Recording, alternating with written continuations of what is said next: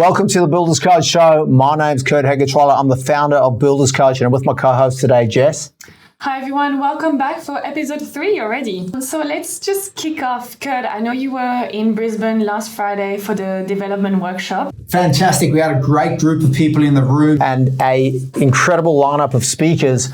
One of them was a person who attended our previous development workshop here in Sydney in September last year. And he presented on some of the deals that he had done since then. And it was phenomenal. Just the mindset shift, because he came to our first event second guessing himself, not sure whether the deal that he had on paper was something that was viable and that he could proceed with. And he left with validation and certainty. He went ahead and, without going into too much detail, he purchased a piece of land for $400, spent $300,000 on it, and the rental income from that development is $230,000 a year. He's got a 5-year lease, so that thing's going to be paid off in freehold within 3 years, generating passive income of close to $230,000. So it was, unbelievable, just an incredible result for him. And then after getting that deal across the line, he got confidence to look at another one, which is an option deal, and there's potentially 7 figures in that opportunity as well. So he shared all that, he unpacked it in the front of the room. Plus we had John the accountant, we had guys giving us an update, the performance property guys on what's happening with the market and where things are going, and Blake running through the financials as well for client work versus non-client work, and also a finance guy, Lewis. It was fantastic. It was just incredible value packed into one day. And it was interesting because I was a student in the room for a change, and I was there taking copious notes, and I left with a mindset shift as well, which was interesting because Claudio came to our event in Sydney, and that for him was a sliding doors moment. Remember John McGraw's comment? Sliding doors. And me listening to Claudio 6 or 7 months later, I had a sliding doors moment where I realized the way I was looking at developments was very linear and very restricted, where there's a lot more scope and there's a lot of other opportunities if you just follow certain processes where you can do more developments and make a lot more money a lot quicker as well. And that brings me to a quote that I kicked off with in the room, and that is, so Robert Kiyosaki quote, right? Poor people work for money, rich people make money work for them. And that's what the development workshop's all about. I will say my job is to give you a tax problem. Once you're making decent net profit, you are, if you're living in the Western world, going to have a tax problem. And the way to offset that tax is to buy some real estate and get that real estate generating revenue for you. Make it a, appreciating asset that's also cash flow positive. And it's like you're double dipping really, because you're not paying the tax, or you're reducing your tax. Obviously you've got to pay tax, but you want to reduce that tax bill and then get that money working for you at the same time. Also, well, sounds like a really good event. What if some people out there wish they had come, but unfortunately they missed out? The good news is we did record the event. We've been doing that a lot lately, recording these events. So if you'd like to get a recording of the event, and this one, it had workshopping in it. So guys were networking and interacting at the tables and sharing ideas. But there was a lot of value from the presentations alone, especially Claudio stuff. So if you'd like a copy, just email info@builderscoach.com.au. You can see the exact email address in the show notes, and just email development workshop recording. Put that in the headline of the email and we'll shoot a link across and you can get a quick smile. Awesome. Thanks for that. I think you also had a book recommendation. Yes. Just talking about how a shifting mindset can change everything. Like I honestly believe, and I've seen it time and time again now, if that old adage, you change how you see the world and the world changes. It's so true. And the book I want to recommend to you guys is called The 3 Laws of Performance by Dave Logan and Steve Saffron. Have a look at that. It's an absolute game changer. I've had at least one of my clients say that book completely changed his life. So check it out. Okay, so Kurt, last time in our podcast, we talked about margins and not competing on price. Yes. I think one of your clients gave you a bit of a feedback and a good quote. Do you want to share with us? I wrote this down. It's so good. So yeah, one of my clients, they were a builder up in North Queensland, and they had a client sitting in front of them who was, pushing them on price. Now, you probably had it before, someone with beer money, champagne taste. So you need to recognize if someone thinks you're too expensive, it may not be that you are too expensive. It may be that they can't afford what it is that you're offering. A bit like someone who wants a BMW, but really should probably buy a Toyota. So that was the scenario they were in. And what this lady said is she said to them, she said, look, we'd rather let you go than let you down. We'd rather let you go than let you down. I thought it was brilliant. And what she's pointing to there, and there is a duty of care that you have with your clients to be financially sound. And we spoke about that in the last podcast. And that is exactly where she was coming from. I think the delivery with that sort of comment is important. So tonality and coming from a place of genuinely caring about them and making them aware of the fact that as a builder, you need to be financially sound. It's important for them that you have your house in order with your margins, with your cash flow. Otherwise, they get left holding the stick. So, yeah, coming from that place, delivering it well, I thought that was brilliant. Another story, I think, that reinforces one of the messages from last podcast was, the one-horse race. Yes, marketing optimization, a one-horse race or one builder tender process. And I know, just having had this conversation with so many builders, I think it's a pipe dream, right? It's pie in the sky. Why would, an architect or a client not want to go into a tender process? Surely they want to get 3 quotes, but really, there is so much benefit to the architect and to the client and to other stakeholders like the engineer, the interior designer, all the people involved in the pre-construction process. It's beneficial to them for you to be the only builder. And even now, people might be rolling their eyes and going, yeah, right, how's that even possible? But here's an interesting story, right? After we recorded our last podcast, I was speaking to 2 of my builders. These guys are niched in Passive House. So most of you are probably aware of Passive House. Great niche, by the way. It's a premium green product. The concept comes from Germany. You've got to get certified to get it, which is great. That's a good barrier of entry. If you've ever got to do something that's difficult to get into, that's a great thing. There's probably going to be fewer people following you through. And by the way, this father and son combination are one of 4 builders I know who are going into the 7-figure club, so netting $1 million in 12 months or less, within 3 years of having started their building company. Okay, so that 3-year period is not only relevant to anyone. Like if you're at the back end of your career, you can get into the 7-figure club within 3 years, but even starting your business. So they're an example of that. Here's the thing: they went to a Passive House convention 4 to 6 weeks ago. There were 350 people there, mainly architects and designers. And the thing that jumped out at them was during the day, these architects kept talking about how beneficial it was to be aligned with one builder and to have a one builder tender process. They said it was hugely beneficial because they got to interact with the builder pre-construction. They could make changes and do things that normally would happen at a variation stage during the job. So that saved a lot of time and money. And they said it came up time and time again because there were people presenting from the front of the room, there were people asking questions during their conference. But then there was a certifier, right? A certifier who pointed out that the best jobs that he's ever seen carried out for his clients were when it was a one builder tender process.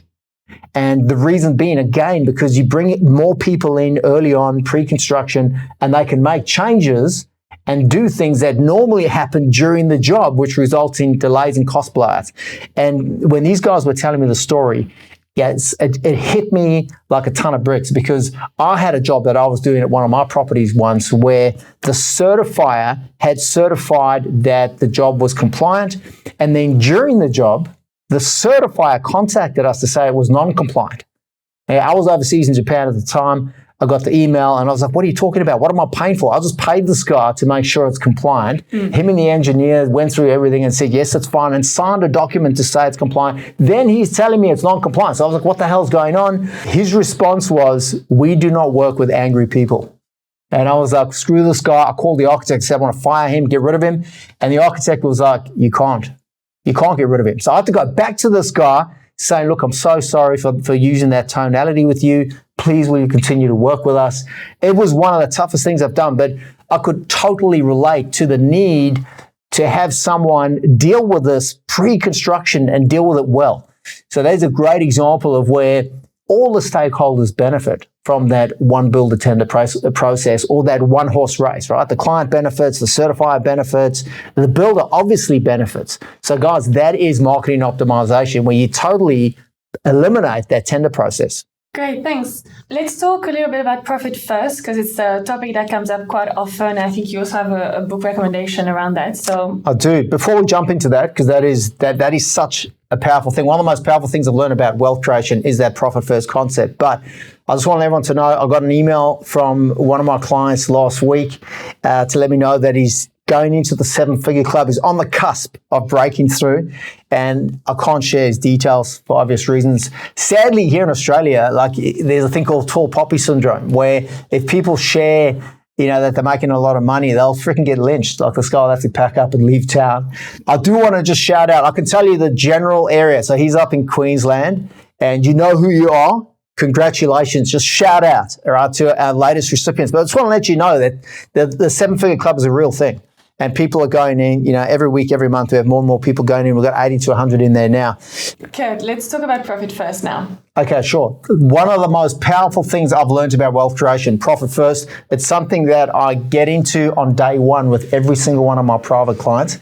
Here's a story. This is a famous story. I bring it up pretty much at all my events because it's just phenomenal, right? So we had a workshop years ago, 5-6 years ago, pre-pandemic. There was a guy in the room and I was talking about profit first. Now, if you don't know what profit first is, I can explain it to you in 2 minutes, all right? So most people, when it comes to wealth creation, what they do is they have income minus expenses, and then with what's left, they take that money and they invest it in shares, real estate, maybe they keep some cash and they generate some interest, and they ultimately trying to generate some passive income, which is an intelligent thing to do, except that doesn't work, all right? What does work is income minus profit equals expenses. So just skimming money off the top. And if you listen to Grant Cardone, Dan Pena, any other guys who have a significant amount of wealth, they all do this. Okay? They may call it paying yourself first. Kiyosaki talks about paying yourself first.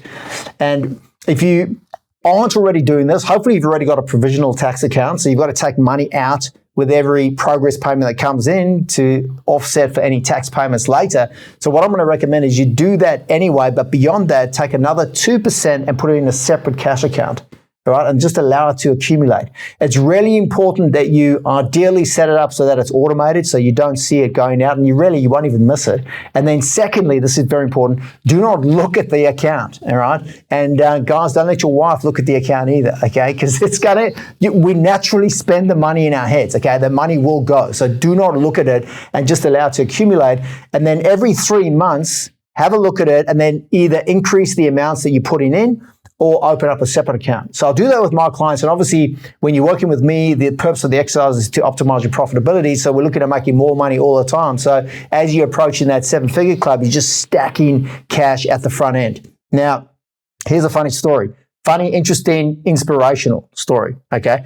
We had a guy in the room at one of our events where I was talking about profit first, and I was saying, hey, if you don't do it, you can take 2% of each progress payment, otherwise $500 a week, and just, siphon it off, automate it, direct debit into a separate cash account that you can't see. This guy, at the end of the event, went away. That day, he set up, I think, $1,200 a week into a separate cash account. Fast forward 12 months later, the guy sends me a text message with a screenshot of his bank balance, and it's $69,000. And he's, hey, Kurt, I could never save even $1. I've got $69,000. Thank you so much for that advice. So I was like, hey, good on you. Good on you for actually taking action and following through on that advice. 12 months later, it's March 2020. So we'll remember what happened then in February 2020. He sent me another text with a snapshot of his bank account, his bank balance, $133,000. He said, I'm up to $133,000. I don't know what's coming. We all didn't know whether the world was going to end or what was going to happen. But he said, my goal is to not touch this money. Fast forward, post-pandemic. 2 years later, he sends me another text, $328,000 cash. Right, here's my bank balance. I got through the pandemic. I didn't touch the money. In February this year, we had our first event, early February. I think it was the 9th of February. I got a text message just before. He sent me a photograph this time of this amazing boat that he bought. He said, and I'll read it, I decided to bring my retirement present forward and bought this. And he had this beautiful boat with a marina berth for $560,000. The rest, because there's still more money left over, is sitting in my buffer account in the share market. He was putting away $10,000 a week. And he finished off, final comment in his text was, next year, I can financially retire. Okay, so that is a fantastic story about the power of profit first, but that's not all. Okay, the most fascinating part of that story is he was ready to unplug from the building industry. He had had enough. Now, I'm sure everyone listening has been at a point where you're thinking, oh, should I just go back to employment? Or if you're in business, you've had one of those days. I just want to throw in the towel. I can't do this anymore, right? It's too much. So he was at that stage when he was in that event. And by setting up this Profit First account and following this process, what he did without even knowing it is he gamified his business. So it became a game, and the game was, can he not touch the money, not look at the money, and keep feeding in these profit accounts? And every time he saw the balance going up, he got more and more excited. It was like a scoreboard, and the scoreboard was going in the right direction. And that fueled his motivation and drive to get him to the point where he retired early. It's fascinating because a lot of people think, you've got to have a big purpose and you've got to do it for your family, or you've got to think of some, altruistic reason why you need to keep driving your business forward. And look, ideally you do. It's great to have like a bigger purpose or something beyond yourself. But sometimes gamifying's enough. So on the subject of money, I think there was something else you wanted to share with us. Yes, absolutely. I mean, obviously, everything that we do at Builders Coach is geared towards optimizing your profit cash flow workflow. So it's heavily focused on the money. It's fascinating though, because the guys that are in the 7-figure club, it's about the money, but it's not. Okay. So you get to a point where, and if anyone listening's got enough money, you know what I'm talking about. Money's just a dry, cold thing. It's what you can do with the money that really matters. So we've got guys building orphanages in Thailand, whole villages in the Solomon Islands. So there's a lot you can do to help other people with money. And, Bill and Melinda Gates are a good example of where they've taken their money and they're eliminating malaria and doing a whole lot of things around the world. Love him or hate him, money does help you help other people. So it's great to have that. But one of the things I come up against a lot when we look at increasing people's net worth and getting them to optimize their profitability is money mindset, right? Like a limited money mindset. I've had people where they haven't made any profit for like 20 years. All of a sudden they have a year where they pay their wages plus they make $300,000 net profit and they panic. They want to hold on to the money and they become really fearful and scared that they're going to lose that money.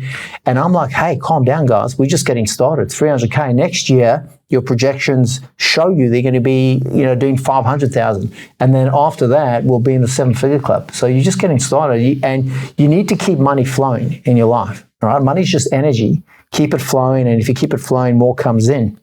Here's a question. I'll ask you a question just to give you an indication of your money mindset. And that is, who taught you what you know about money? And how much money do they have? Right? Interesting. The reason most people are poor is because of, these days inflation. Like inflation, I heard the other day, nearly 40% in the US in 4 years. Building costs have gone up 30% in under 3 years. And then there's taxes as well. So, a lot of people, sadly, out there are going backwards. Okay, now the thing that adjusts for inflation is debt. Okay, so if you buy real estate, the value goes up with inflation. The value of the real estate goes up, but the debt stays the same. Okay, so we just bought an investment property, as the value goes up, the debt's going to stay the same. Yeah, essentially the debt does not change with inflation, but the asset value does. Okay, it goes up. And that is why wealthy people own real estate. And it's also why we have a development workshop, because my job is to make you wealthy, strong profit and cash flow. But the real money comes when you invest in real estate and you get an appreciating asset that also can generate cash flow, positive cash flow down the track as well. So imagine getting involved in something where you got tax breaks, you're boosting your savings, you're getting better profit and cash flow, you're owning appreciating assets, and you're doing it all with other people's money. Is that something that you'd want to get involved in? That is exactly what we do, optimizing profit, workflow, cash flow, and then setting up a best practice development arm to then further accelerate your wealth creation and really set you up for generational wealth. So our next topic for today is client agreement. Yes, client commencement agreement. Okay, it's an absolute game changer. There's only 3 or 4 game changer processes that we have, and this is one of them. All right. So we always had this document, but it really came to the fore when I was working with a builder who had 3 toxic clients at the same time. So literally 3 clients that were all toxic, and it drove him to a point where he was going to throw in the towel. He was ready to leave. He was like, that's it. I can't do this anymore. I'm going to go work for someone else. Before he ejected himself from the industry, he thought, let me just read the contract, because really these toxic clients were not following the contract. And he had sent it to them and assumed they had read it. Some of them had even taken the contract to a lawyer, but things were not being followed along that contractual critical path, if you like. So he read it through 20 times, front to back, and he extracted all the things in the contract that he knew were going to come up during a job. And what he did is he put it into a document in layman's terms, and on his next job, he went through all those things with the client. And he did it in painstaking details. These are things like access to sites, variation or change order process, the importance of them making all their selections pre-construction before they turn any soil. And then if they want to make a change, they can, but there's an admin fee and there's a variation process where they pay before they go ahead. If they don't go ahead, there's still an admin fee and also an hourly rate for him and the subcontractors that need to meet on site to discuss that variation, handover, defects liability, maintenance, all those things, which anyone listening might think, why on earth would you want to go through those things at contract signing? So this guy experienced significant enough pain to want to make sure that it was crystal clear, including contacting him or not contacting him after hours or on the weekends. Because he was getting calls sometimes, and maybe this has happened to you, 7 o'clock on a Sunday night. And he's like, what are they thinking? And he would get cranky, but he wouldn't know how to have that uncomfortable conversation and say, please don't call me. But he was having that conversation now pre-construction and just saying, look, our team needs to rest. We want to be, at our absolute best when we're working on your job. We want to be there wide-eyed, bushy-tailed in the morning. So we need to rest. So do not call us after hours during the week or on the weekends. What we will do instead is update you on the project. And here's our process for updating you with photo, video, and scheduled meetings where we can let you know what's happening. And if there's anything urgent that you contact us with, then you can follow this process. And there was a way for them to get in touch with him or with someone on his team. The first time he did it, he spent about 3 hours going through this document. The couple that he was working with that day were very circumspect, I think accountants or lawyers themselves. They sat back after he had gone through it and said, we sent this to our lawyer, paid him $4,000. What you've just done is 10 times better. All right. So we all know you send something to a lawyer. They don't want us to understand it, right? It's all written in Greek or in Latin or whatever it is. And that's why we hand it to them, because we don't understand it. But often it's really simple terms. They don't translate it because they complicate for profit. The more we don't understand, the more they can invoice us, right? So they were blown away with how he had sort of gone through, like the terms and conditions. Imagine you going through, the terms and conditions, sometimes 140 pages. You don't read it all. Imagine someone going, hey, Jess, by the way, those 140 pages, there were 6 or 7 things that are very important for you to know. And here they are in layman's terms. Respect and credibility earned, right? Mm-hmm. So that's what happened. So the next, long story short, the next 9 jobs, every single client at the end of the job said, we're so disappointed the job's over. We were having so much fun. Mm-hmm. All right. So they were blown away, completely transformed his business. And what he was really doing there is inoculating against any issues that come up during the job. And this is why the pre-construction phase is so important, and why if you go upstream to that pre-construction phase, you can eliminate 80 or 90% of inefficiencies that normally occur during construction. So this document is very, very powerful in doing that. And there's really psychology behind it where you're initiating a thing called cognitive dissonance.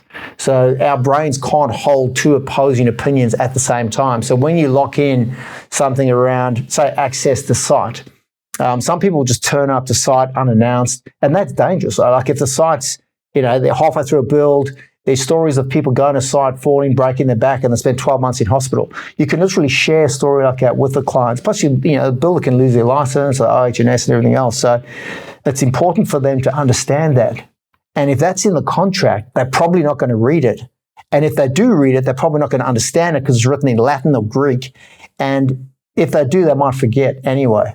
All right? So you taking the time to explain these things to them, goes a long way to building credibility and trust. And then when a variation does come up, which invariably will, or change order, they understand that they're going to be up for an admin fee. Okay, they're also going to be more motivated to put their selections in pre-construction.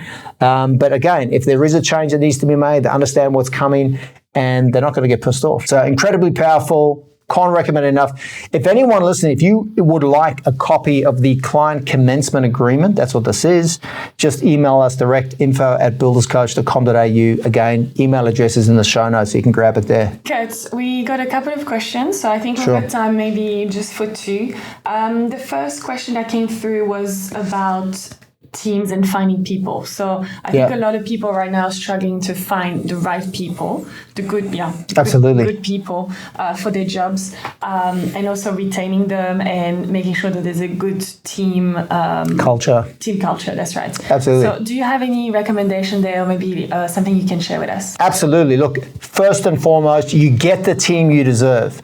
So always work on yourself and your leadership development, and then you'll be able to build a team of leaders underneath you, and they'll want to follow you, and you'll be better equipped to lead them. So that's really, really important. But I spoke to one of our guys recently here in Sydney who's got a team of 3 guys that are working so well together that they're improving the efficiency in job delivery, and they've saved them. These guys have done the metrics, $15,000 on one job and $17,000 on another job.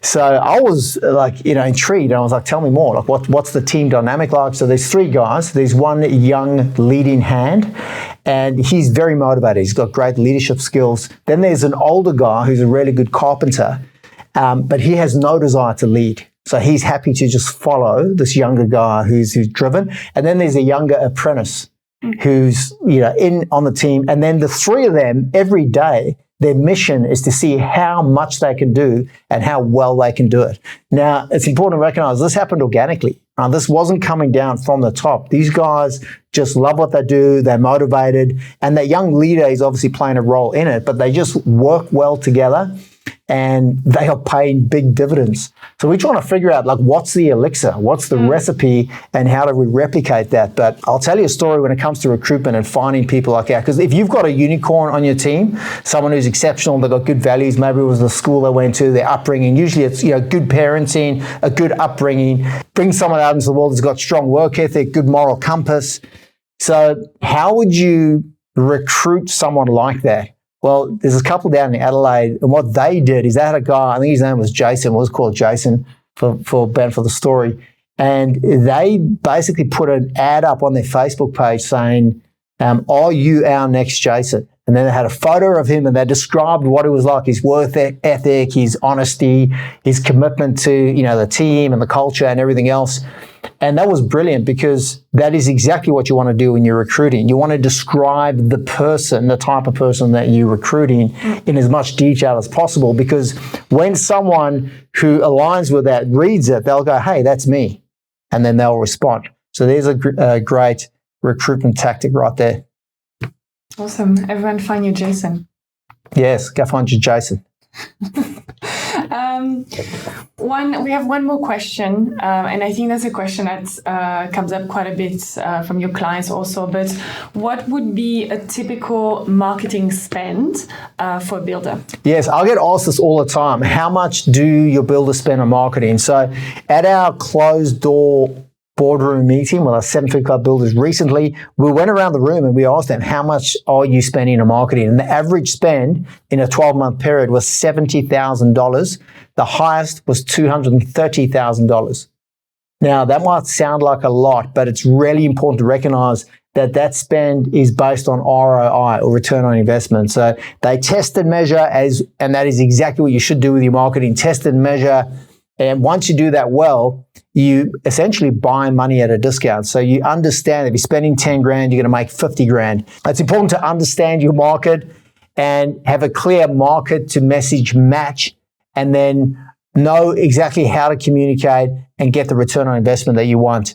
And once you've tested that, you're off to the races. Thanks. Well, guys, if you have any questions you'd like to ask her directly, please send them through via email, info@builderscoach.com.au. I think that's it for today. Absolutely. Have a fantastic rest of the week. See you next time. Thank you. Bye.